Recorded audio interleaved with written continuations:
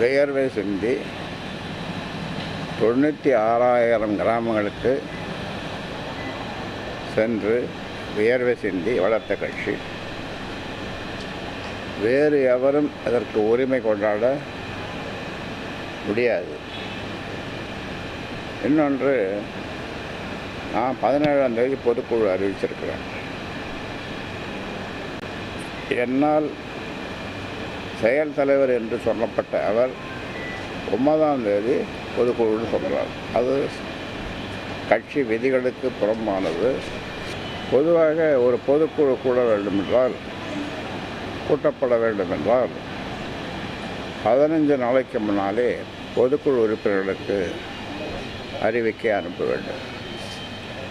ஆனால் நான் முறையாக 17ஆம் தேதி இந்த பொதுக்குழுவை அறிவித்திருக்கிறேன். அதனால் வேறு எவரும் பாட்டாளி மக்கள் கட்சி பெயரிலோ பொதுக்குழு கூட்டுகிறேன் என்று சொல்வது சட்டத்திற்கும் கட்சி விதிகளுக்கும் புறம்பானது. முறையாக 100% பாட்டாளி மக்கள் கட்சியினுடைய விதிகளின்படி மருத்துவர் அன்புமணி ராமதாஸ் அவர்களும் பொதுச் செயலாளர் வடிவேல் ராமணன் அவர்களும் இணைந்து இந்த அறிவிப்பை வெளியிட்டிருக்கிறார்கள். இதில் எந்த விதி மீறலும் இல்லை. இது முறையாக இந்த கூட்டம் என்பது ஏற்பாடு செய்யப்பட்டிருக்கிறது.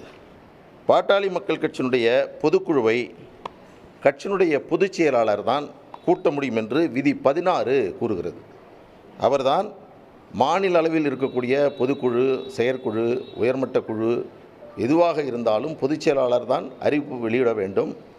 இந்த ஒட்டுக்கேட்பு கருவி தொடர்பாக பல்வேறு முரண்பாடான செய்திகளை மருத்துவர் ஐயா அவர்கள் தொடர்ந்து சொல்லி வருகிறார். தொடக்கத்தில் பார்த்திங்கன்னா யாரோ வச்சுட்டாங்க, பிறகு பத்திரிகையாளர் நீங்கள் கூட வச்சுருக்கலாம் அப்படின்னு சொன்னார். அப்புறம் இதை கண்டுபிடிப்பதற்காக தனியார் நிறுவனத்தில் கொடுத்துருக்கோன்னு சொன்னார்.